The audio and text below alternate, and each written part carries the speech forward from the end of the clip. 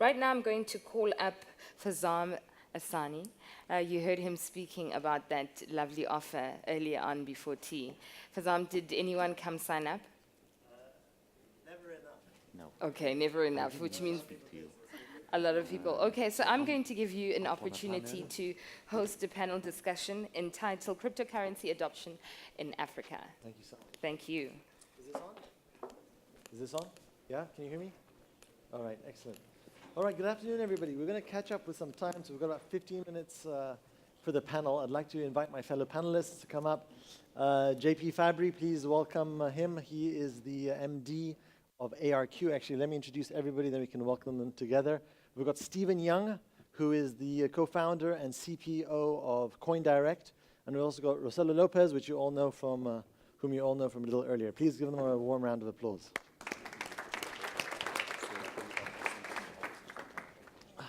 All right, welcome, gents. So it's going to be quick and snappy, so let's get to the main points here. The topic of the panel is adoption of cryptocurrency in Africa. Let's have a real conversation, and if anybody has any pressing questions, please raise your hand and we'll get a mic to you as well. So there's been a lot said about cryptocurrency, how it's going to change the world, etc. I personally don't agree with that, oddly enough, in its current form, and I'll explain why. But let's talk a little bit about how it's going to change the world and what are the obstacles, particularly in Africa, given certain conditions of this continent that we've just been speaking about a little earlier. So, ROCELO, I know you're from Brazil, and you've got many of the similar dynamics in Africa as Brazil. So is cryptocurrency adoption ready? Are the people ready for cryptocurrency adoption? If yes, why? And if not, what's lacking? I have to agree with you. I really don't think on the format that is right now, we're ready. To pay a coffee with Bitcoin, I think the fee is going to be more than the coffee. And some other situations, it's going to be even worse. So if I want to donate 10 cents of dollars, so it's going to be expensive to do that in Bitcoin. So I think we're not ready yet. But that also brings us another opportunity, which is develop solutions to make it possible. So that's why what we did, I'm completely against this thing that Bitcoin's everything, Bitcoin will save the world, blockchain will save the world, blockchain, we're gonna have the cure for AIDS and all that, right? So I think you're gonna change a lot, but we need to develop stuff. So instead to spend time in the different solutions that the market is not ready yet, how about we create something and we connect on the actual market? That's exactly what we did. In Brazil, people, they try to put Bitcoin on their stores. It does not work because the owner does not even know how to declare these things. They don't know what to tell their accountant. They don't know what to tell their partner. In Brazil, we have SARS as a partner too. And so it's complicated. So why not use this opportunity? That's why we create something to connect on that particular layer, which is everybody knows how to use a card. How about I put a virus on that system, and that virus, call it cryptocurrency. Then maybe in 2 years' time, 3 years' time, we will be used everywhere. But the good part, again, is a new field for guys that just left university to come up with some solutions that are going to be used. But instead to try to come up with something completely out of the blue, out of the blocks, try to build something on top of something that exists. That's how I think we will be able to be next to them, or maybe to beat them. But that, I think, is the best way to go. And in Brazil right now, there is a lot of crypto users, but they prefer to hold the good coin and spend the shit coin. But you have to make it possible when I want to convert the good coin into the shit coin to be used. So that's what the bridge that we've just built. And of course, again, now everybody can be his own bank, privacy, and now that is right there. So that, I think, is a good way for us to start to realize the world will change. Awesome, thank you. Stephen, thoughts is closer to home, South Africa and Africa. Are we ready for adoption or not? I think it's kind of funny. Africa is kind of this place where we've almost got the most potential to benefit from this new movement, but it's also being left behind by a lot of the big international players. So I know there's multiple big international wallets who have at least 40% African user base, but they don't consider Africa as a core market for them because it's too scary to deal with the banks and too scary to get fiat on-ramps and fiat off-ramps. On top of that, most people in Africa don't have credit cards and bank accounts, so just getting those fiat rails is just one step. You know, you still need to have those peer-to-peer markets like local Bitcoin and so on. But you know, having said all of that, I think it's coming. A lot of those big companies are pushing now to try find vendors that can do this for them. I think African entrepreneurs kind of have a responsibility to help these big international players to connect with people in Africa and like you said, build systems that can build on top of other stuff and plug the gaps and help smooth those on-ramps and off-ramps instead of trying to invent something brand new from scratch. So yeah, you know, I think Africa's got its challenges, but we've kind of shown in the past we can leapfrog different technologies. So we went straight from landlines to, skip landlines, went to cell phones. We're probably gonna, we heard from Abraham about the solar installations they're doing in Africa. I think we're gonna skip fossil fuels and go straight to solar power. And I think we can skip the traditional banking system and go straight to a decentralized system. Thank you so much. But it's gonna be a lot of work. It is going to be a lot of work. So JP, you're from Malta, on the very north of Africa. You're really creating an environment, a regulatory environment to attract people in this business, in the blockchain industry, to come and create businesses, really to propagate this idea in this industry. So your thoughts on where we are as far as cryptocurrency adoption is concerned? Yes, I usually tend to focus much more on the use of blockchain as being the foundational block of this new ecosystem, because ultimately what we are designing and what countries are designing and companies are designing are ecosystems, right, with their own governance structures, with their own protocols, voting mechanisms, and all of that. So it becomes a bit much more complicated than creating a new app or a new business, because there are lots of elements coming in. What I really do agree is that if Africa has a potential of leapfrogging stages of development, as it has done already with a number of technologies.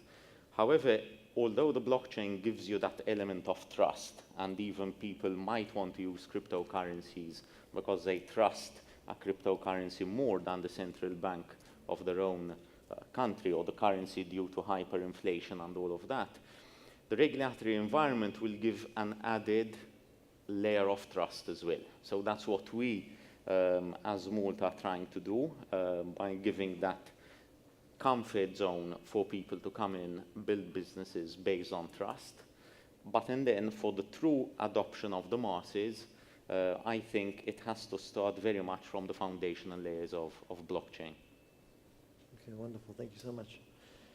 So a couple of my own thoughts on the topic is that there's been a lot of talk, especially before the decline of cryptocurrency prices in the last year, that cryptocurrencies and blockchain technology is going to completely, drastically change the world.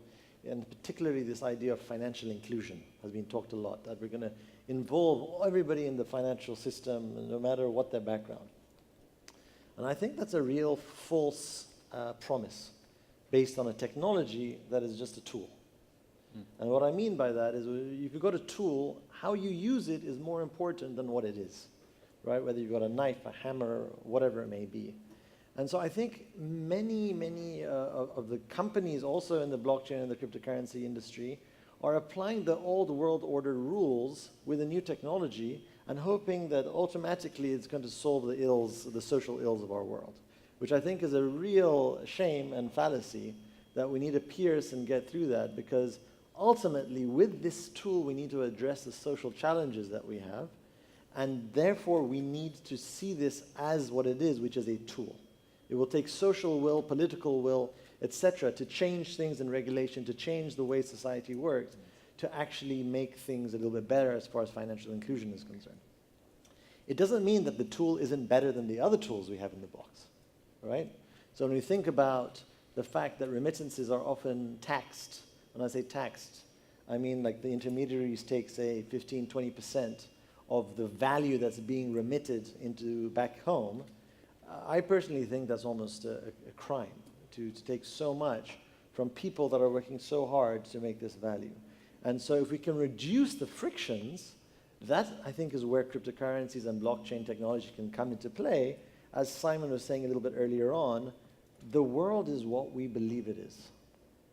The borders aren't on the map except for the ones that we draw, but if we have topology maps, etc., those borders don't exist. So it's really a change in mind using this tool, applying it, so that we can hopefully start changing the world for the better. So a couple of questions on that. Any of you, do you have stats or any kind of figures that we can think about as far as adoption of cryptocurrencies or blockchain technology is concerned across the continent? JP as well, any things you can share as far as how it's taking off in Malta? What are you seeing from a factual basis around the world? And any of you can take that. Sure. So I think, it's a bit hard because blockchains are kind of location neutral. It's a bit hard to see what's happening where. But there are some proxies you can use. So one of the things that's very interesting is if you look at search volumes. So if you just look at Google search volumes for the term buy Bitcoin, and you look at that as a proportion of the total search volume in a country, the top 4 countries for buy Bitcoin are African. South Africa, Ghana, Cameroon, Kenya, I think. The top 3 countries for search volume for Bitcoin is South Africa, Namibia, and somebody else, I think. So we're up there. There was a recent survey where Hootsuite and another social media company did a survey to see which countries' respondents had the highest cryptocurrency ownership, and South Africa came out first with almost 10%. So obviously this is a selection bias because it's people who Hootsuite would target, so they already have an internet, have a laptop, and so on. But it shows you that there's a big need for this.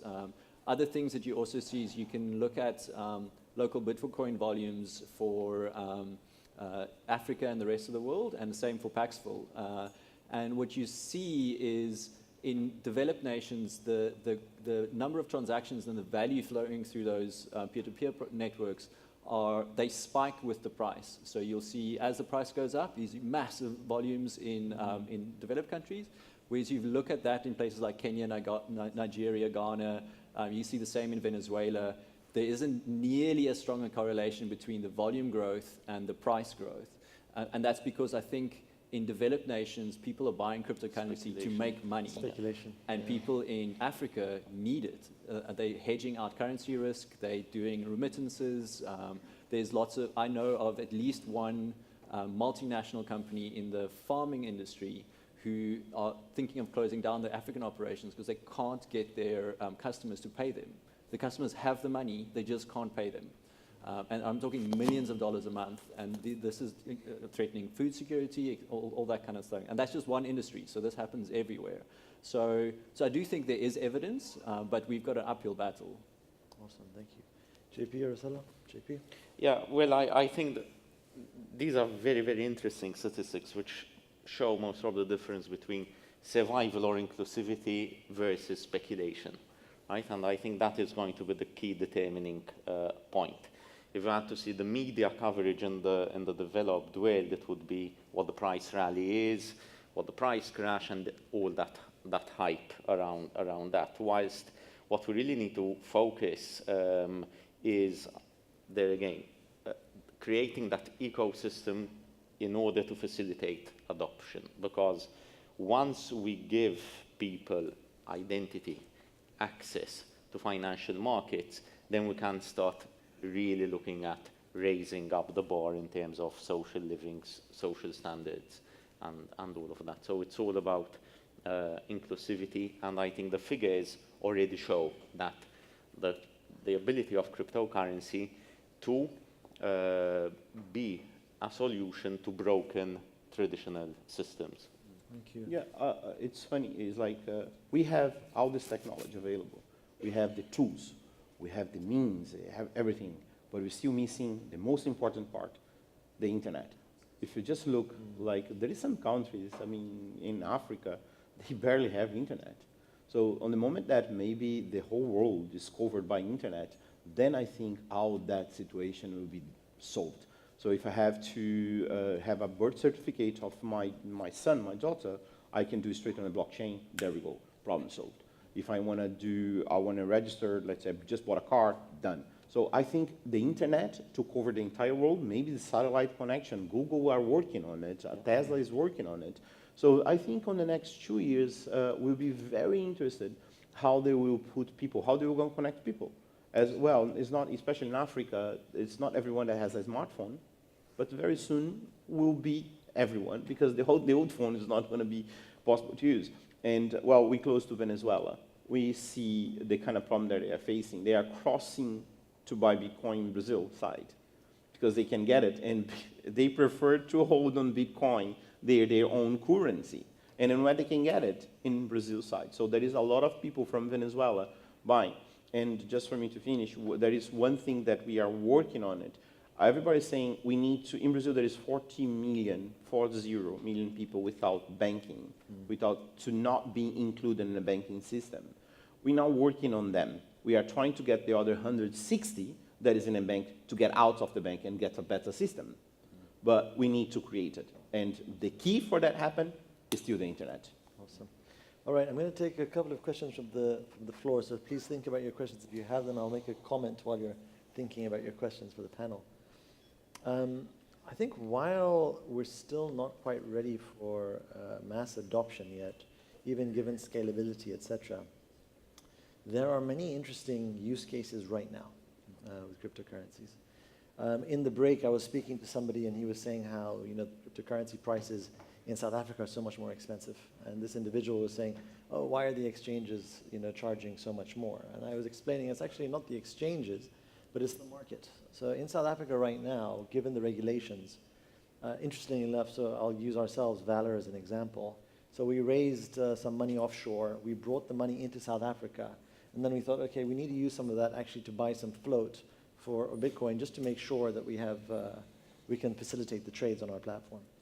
So when we wanted to do that, the bank said, no, you can't send money out of the country. You can't go and buy Bitcoin.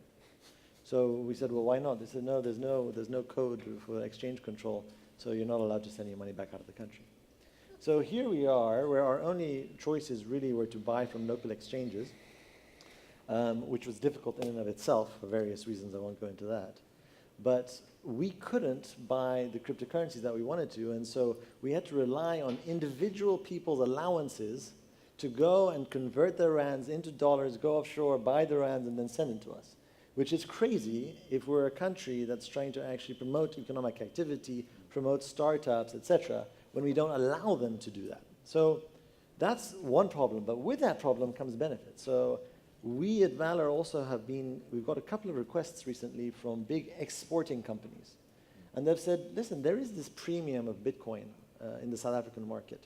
Because we export, rather than exporting, getting paid in dollars that we have to now transfer into rands, is it possible that we ask our friends and our customers abroad to actually pay us in Bitcoin? With the Bitcoin, we'll come and we'll sell it at the premium, and depending on what that premium is, whether it's 3% or 10%, depending on the day, they can make 3 to 10% more on their export, all right? So this is also something for everybody in the room to think about in your individual capacities. Completely legal, there's nothing illegal about this. But if you're ever trying to send money back into South Africa, you would be silly not to buy Bitcoin elsewhere, send it into South Africa, and rather than having fees, so if you send, say, $100 into South Africa that would normally arrive here in the $90, say, you actually get more than $100 equivalent in rands, right, using that premium. So the point is that because cryptocurrencies are frictionless, they don't look at man-made borders, and a lot of these man-made borders, particularly in our financial system, cause us problem and costs. There are opportunities, practical opportunities for everybody to actually take advantage. We've got 2 more minutes. Any questions for the panel? Just Any let me, comment, let's please? comment one thing. Yeah. It's your idea. It's amazing. I just hope that there is nobody from the Reserve Bank here, because then they will just kill your idea. Individuals, fine. It's Yeah. fine. It's actually fine. The Reserve Bank knows about it. You're allowed. You have a single discretionary allowance. It's R1 million or 10 million rand with a tax clearance certificate. So it's completely above board. Yeah, but like you said, like opportunities like that, it's what happening every single day. Yeah. So those kids that getting out of school, well, call kids because I'm too old, And it's a very good opportunity. Just think about it, the amounts of solutions that the market needs. Imagine if you do Uber of the transfers. So how many South Africans are allowed to do that, then they don't use it? How about come up with something that allows them to use, not for them, but they can make a little bit of money because the Reserve Bank let them do it. So maybe there is a solution that's right there. And there is other many coming out. The good thing is there is a range of new jobs available in the market. And it's amazing. I'm so happy that I'm seeing this thing while I'm live. It's be part of, I am part of a whole revolution. Maybe my grandson will say, well, my crazy grandfather did this thing. Oh, that would be nice. And I hope that everybody that is in this room here also think about that. It's about to have the control of our financial life in our hands, like was what, maybe 100 years ago. Let's get it back. I think it's time. So that brings us to the end of the panel. Please give the panelists a round of applause. Thank you so much.